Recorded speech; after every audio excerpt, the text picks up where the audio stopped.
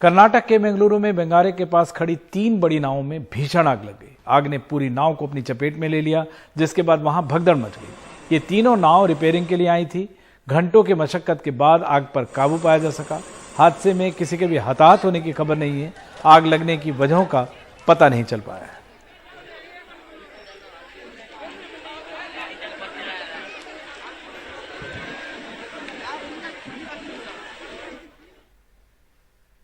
और गुरुग्राम में दिवाली की रात चलती गाड़ी की डिग्गी पर पटाखे चलाने का मामला, पुलिस ने 3 लोगों को गिरफ्तार किया है। सिकंदरपुर से गिरफ्तार किया है। ये वीडियो सोशल मीडिया पर काफी वायरल हुआ था। इस मामले में नकुल, जतिन और कृष्ण नाम के 3 युवक गिरफ्तार किए गए।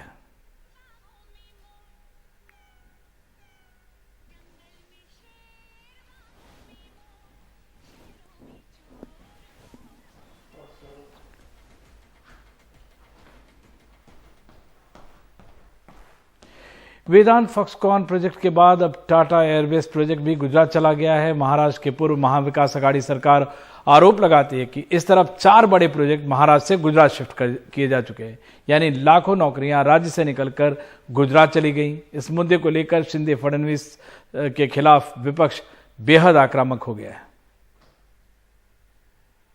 महाराष्ट्र की एकनाथ शिंदे फडणवीस सरकार को 1.5 महीने में ही दूसरा झटका लगा है। 1.5 लाख करोड़ रुपए वाले वेदांत फॉक्सकॉन प्रोजेक्ट के बाद 21,900 करोड़ रुपए का टाटा एयरबस प्रोजेक्ट भी गुजरात की झोली में जा चुका है। इस प्रोजेक्ट से गुजरात में हजारों लोगों को रोजगार मिलने की उम्मीद है, लेकिन महाराष्ट्र के लिए इसे झटका माना जा रहा है। महाराष्ट्र के इंडस्ट्रीज मिनिस्टर उदय सामंत ने सितंबर में बयान दिया था कि भले ही वेदांत प्रोजेक्ट राज्य के हाथ से निकल गया हो, लेकिन टाटा एयरबस प्रोजेक्ट नागपुर में स्थापित होगा। अब सफाई दे रहे हैं। ये सब गलत है, ये सिर्फ राजनीति है।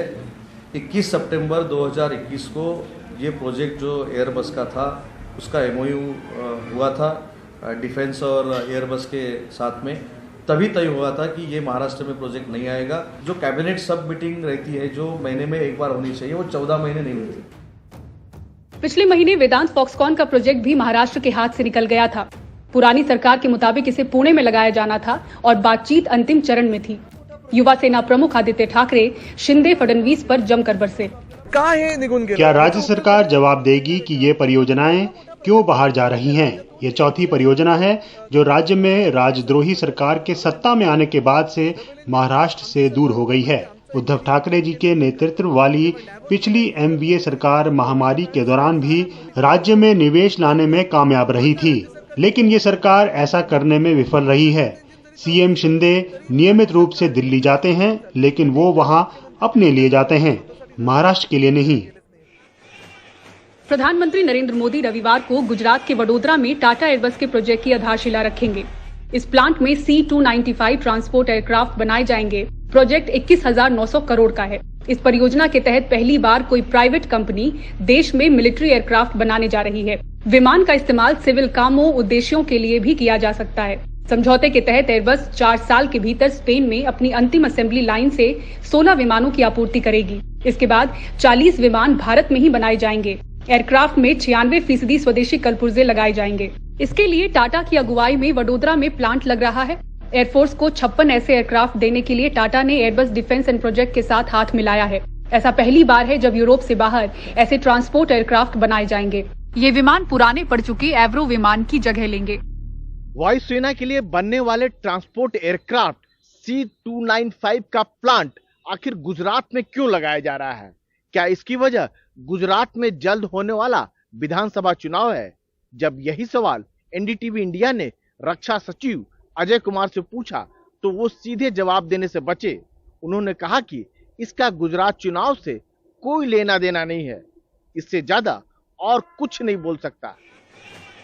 गुजरात में विधानसभा चुनाव होना है और उससे पहले इसे बड़ी सौगात के तौर पर देखा जा रहा है, पर महाराष्ट्र की पूर्व महाविकास अघाड़ी सरकार राज्य के लिए इसे बड़ा झटका बताते हुए केंद्र और राज्य की शिंदे सरकार पर हमलावर है। दिल्ली से राजीव रंजन के साथ पूजा भारद्वाज, NDTV इंडिया। तो गुजरात चुनाव महीनों से सुर्खियों में है और अब गुजरात चुनाव में प्रचार के लिए मध्य प्रदेश बीजेपी के कई मंत्री और कार्यकर्ताओं को जिम्मेदारी मिली है। चुनाव की तारीखों का ऐलान होते ही पहले गुजरात की सीमा से सटे जिले और बाद में दूसरे प्रमुख कार्यकर्ताओं को गुजरात भेजा जाएगा। कुछ नेताओं और मंत्रियों ने तो वहां अपना जिम्मा संभाल भी लिया है। हाल में बनासकांठा के अंबाजी में आदिवासी यात्रा के समापन समारोह में मध्य प्रदेश के गृह मंत्री डॉक्टर नरोत्तम मिश्र ने हिस्सा लिया। नरोत्तम अकेले नहीं हैं। मध्य प्रदेश से गुजरात में चुनाव प्रबंधन के लिए 2 टीमें बनी हैं। पहले चरण में चुनाव प्रबंधन के लिए 90 नेताओं को भेजा जा चुका है। इतनी ही संख्या में दूसरे चरण में भी नेताओं को भेजा जाएगा। 8 मंत्री भी अलग अलग क्षेत्र की जिम्मेदारी संभालेंगे, जिसमें मुख्यमंत्री शिवराज सिंह चौहान और ज्योतिरादित्य सिंधिया के अलावा नरोत्तम मिश्र, भूपेंद्र सिंह, मोहन यादव, इंदर सिंह परमार, राज्यवर्धन सिंह दत्तीगाम, विश्वास सारंग, जगदीश देवड़ा और अरविंद सिंह भदौरिया शामिल हैं।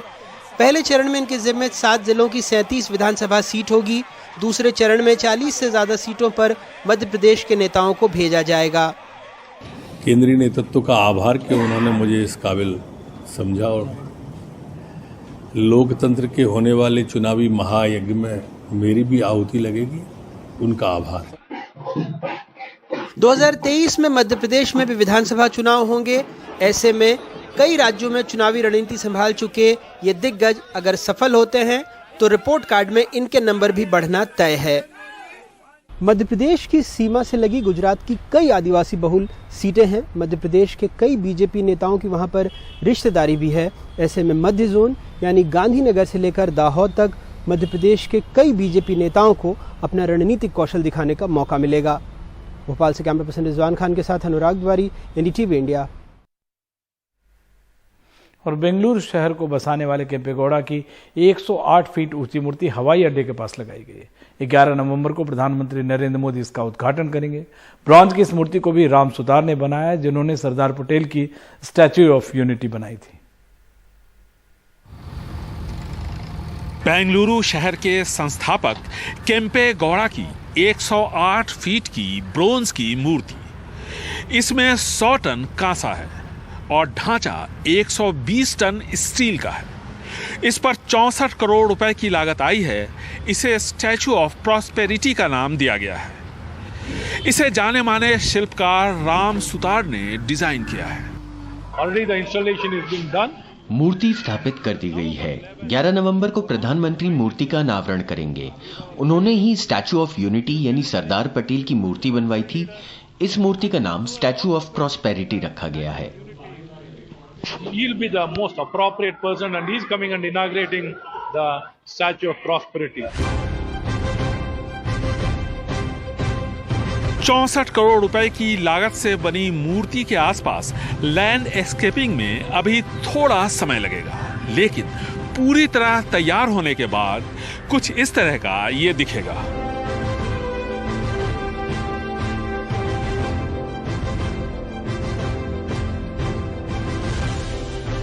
स्टैच्यू ऑफ प्रॉस्पेरिटी यानी केम्पेगौड़ा की मूर्ति बेंगलुरु हवाई अड्डे से तकरीबन 3 किलोमीटर दूर है।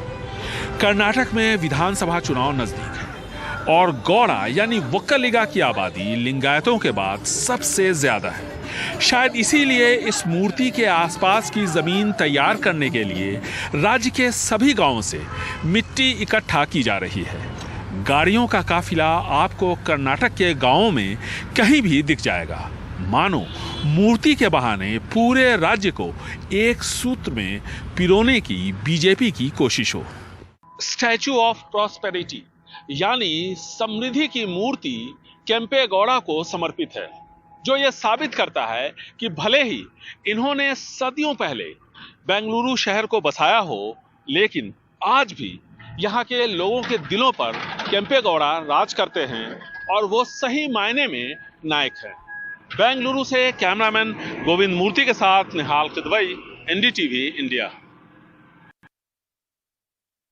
ये सब जानते हैं कि देश के कुछ इलाकों में चुनाव के दौरान शराब की नदियां बहती हैं। कहा जाता है कि कुछ दिन मुफ्त की शराब पीकर पैसे लेकर लोग अपना वोट गलत आदमी को दे देते हैं और फिर 5 साल पछताते रहते हैं। इस बार ऐसा न हो, इसलिए हरियाणा के एक गांव में एक नई पहल की गई है।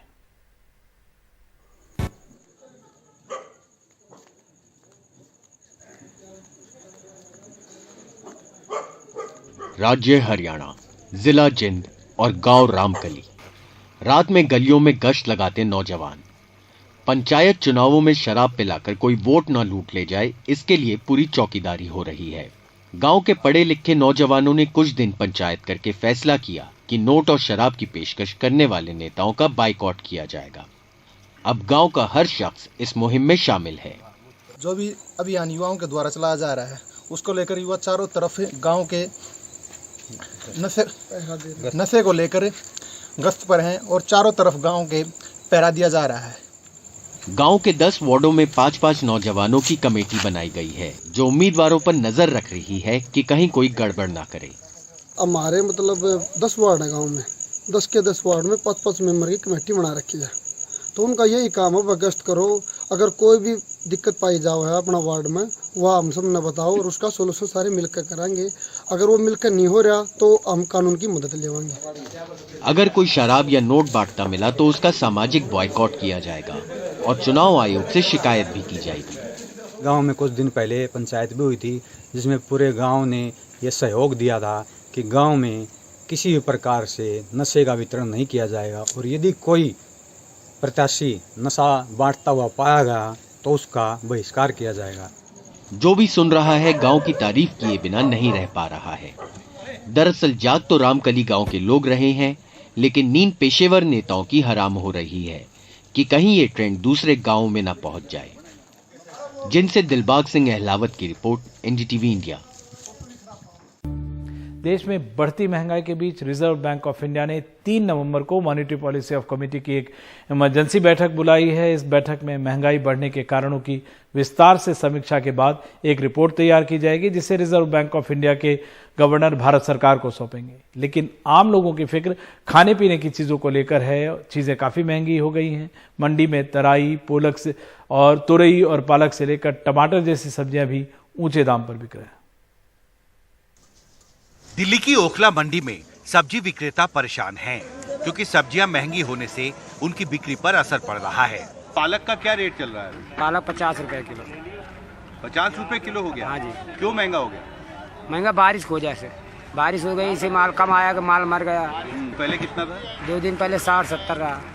और महंगा था? हाँ जी। रजा, ये तोरी क्यों महंगी हुई है?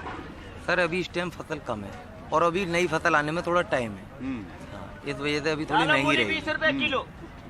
ओके, तो अभी क्या रेट है तोरी का? अभी इस टाइम 60 रुपए किलो चल रही है सर। 60 रुपए किलो जी। और कुछ दिन पहले और महंगी थी? 80-100 रुपए किलो का रेट था। राकेश कहते हैं टमाटर महंगा होने से उसकी बिक्री घट गई है। ओखला मंडी में सब्जी खरीदने आए ग्राहक भी परेशान हैं। सब्जियां ऊंची कीमत पर बिक रही हैं, उनका किचन का बजट बिगड़ गया है। टमाटर का रेट 50 रुपए। 50 रुपए किलो? हाँ जी। और कुछ दिन पहले कितना था? कुछ दिन पहले 60-70 रुपए चल रहा था। ट्रांसपोर्ट का हिसाब जो सौदा होता है, जो बेंगलोर से माल आ रहा है उसका रेंट किराया भी ज़्यादा होता है। अब जो लोकल अपने जमुना के आसपास का होता है वो माल आता है तो उसका रेंट भी कम होता है, इसलिए महंगाई हो जाती है। दूर से आता माल, अब देखो डीजल पेट्रोल रेट बढ़ रहे हैं तो माल का तो एकदम रेट बढ़ना ही है। 15-20 दिन पहले 400 रुपए किलो धनिया बिका है यहाँ पे, यहीं पे। बताइए तो कितना % समझा जाएगा, आप बताओ। महंगी है सब्जियां, उससे आपका बजट कितना बढ़ा है? सब्जियों पे जितना आप खर्च करते थे? सब्जियों पे हमारा तो काफी बढ़ गया। कितना? महीने में जहाँ 1500 रुपए का लगता था 2000 रुपए से ऊपर पहुँच गया। 2-2,500 रुपए की सब्जी लग जाती महीने में। खाद्य मंत्रालय के पास मौजूद आंकड़ों के मुताबिक 27 सितंबर से 27 अक्टूबर 2022 के बीच पिछले एक महीने में बिहार के गया में टमाटर की औसत कीमत 37 रुपए प्रति किलो से बढ़कर 60 रुपए प्रति किलो हो गई। मुरैना में औसत कीमत 35 रुपए प्रति किलो से बढ़कर 57 रुपए प्रति किलो। कोलकाता में औसत कीमत 53 रुपए प्रति किलो से बढ़कर 73 रुपए प्रति किलो। मुंबई में 30 रुपए प्रति किलो से बढ़कर 48 रुपए प्रति किलो और दिल्ली में टमाटर की औसत कीमत 50 रुपए प्रति किलो से बढ़कर 63 रुपए प्रति किलो हो गई। महंगाई को लेकर सरकार और आरबीआई की चिंता बढ़ती जा रही है। इस साल की पहली 3 तिमाही में महंगाई दर 6% के टॉलरेंस बैंड से ऊपर रही है और सितंबर महीने में महंगाई दर बढ़कर 7.41% तक पहुंच गई। अब महंगाई नियंत्रित करने में आ रही चुनौतियों की समीक्षा के लिए आरबीआई गवर्नर ने 3 नवंबर को मॉनेटरी पॉलिसी कमेटी की एक अहम बैठक बुलाई है। आरबीआई एक्ट के सेक्शन 45ZN में यह कानूनी प्रावधान है कि आरबीआई अगर महंगाई दर को 6% के नीचे नहीं रख पाती है तो उसे सरकार को एक रिपोर्ट देनी होगी। महंगाई पर अपनी रिपोर्ट में आरबीआई को सरकार को यह बताना होगा कि क्यों कोशिशों के बावजूद इस साल की पहली 3 तिमाही में महंगाई दर 6% के ऊपर रही है। महंगाई को नियंत्रित करने के लिए आने वाले महीनों में आरबीआई और क्या नए कदम उठाने वाली है और कब तक आरबीआई महंगाई दर को 6% के नीचे लाने के टारगेट को पूरा कर सकेगी। अब देखना अहम होगा कि 3 नवंबर को आरबीआई महंगाई नियंत्रित करने के लिए सरकार के सामने क्या नया रोड मैप पेश करती है। दिल्ली से कैमरा पर्सन पवन कुमार के साथ हिमांशु शेखर, एनडीटीवी इंडिया। तेलंगाना में ऑपरेशन लोटस के आरोपों को लेकर पिछले कुछ दिनों में कई नाटकीय मोड़ आए। ताजा घटनाक्रम में कुछ ऑडियो लीक हुए हैं जिसमें विधायकों की खरीद फरोख्त के आरोपों को और बल मिलता है, लेकिन कोर्ट में जो सबूत पुलिस ने पेश किए हैं वो अलग है।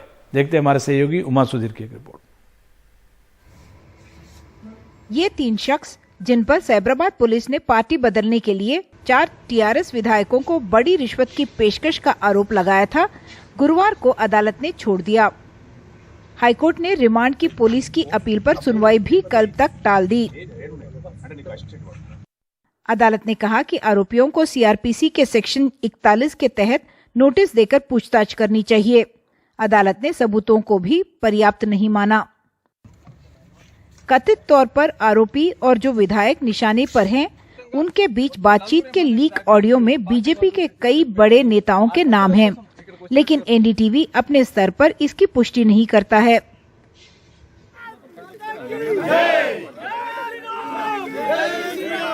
तेलंगाना के बीजेपी प्रमुख बंडी संजय का कहना है कि उनकी पार्टी ने विधायक खरीदने की कोई कोशिश नहीं की और ऑडियो बनाया गया है।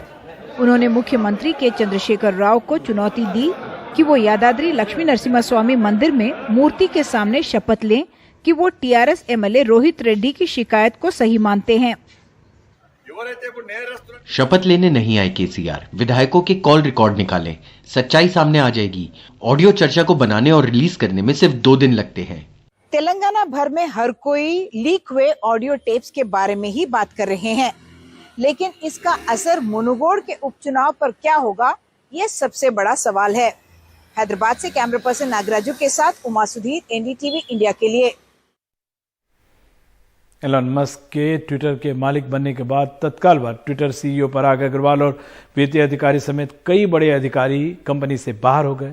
इससे पहले एलन मस्क ट्विटर के सैन फ्रांसिस्को के हेडक्वार्टर पहुंचे थे। उनके हाथ में सिंक देखकर सब हैरान भी हुए थे। मस्क ने ट्विटर पर खुद को चीफ ट्वीट लिखकर अपनी नई पहचान भी बताई थी। देखते हैं हमारे सहयोगी रुबीना मुंगिया की रिपोर्ट। एलोन मस्क के पहले ही दिन दफ्तर पहुंचने के बाद मारकाट मच गई। CEO Parag Agrawal, CFO Ned Segal, legal और पॉलिसी हेड विजय गड्डे से फौरन बोरिया बिस्तर समेटने के लिए कह दिया गया। ट्विटर और मस्क के बीच उतार चढ़ाव का यह दौर चलता रहा। बोर्ड में जगह का प्रस्ताव ठुकराने से लेकर $54.2 प्रति शेयर के हिसाब से कंपनी को अपने हाथ में लेने की योजना के ऐलान तक। मस्क ने फर्जी अकाउंट्स को लेकर सवाल उठाते हुए $44 बिलियन की डील से पीछे हटने की कोशिश की। बाद में डेलावेयर कोर्ट में मामले के बाद मस्क सौदे के लिए तैयार हो गए। अब मस्क ट्विटर के सीईओ बन सकते हैं। मस्क ने विज्ञापनदाताओं के लिए एक बयान जारी करके कहा कि उनका मकसद मानवता की सेवा करना है और पैसा उनके लिए कुछ नहीं है। ट्विटर में कोई भी कुछ भी नहीं कर पाएगा और वो ट्विटर को दुनिया का सबसे सम्मानजनक एडवर्टीजमेंट प्लेटफॉर्म बनाना चाहते हैं। मस्क की लंबी अवधि की योजनाओं में एक सुपर ऐप भी है जो चीन के वीचैट की तरह रहेगा। सभी तरह के संदेशों, सेवाओं और भुगतान के लिए एक ही ऐप का इस्तेमाल हो सकेगा। दिल्ली से रुबीना मोंगिया की रिपोर्ट, एनडीटीवी इंडिया के लिए।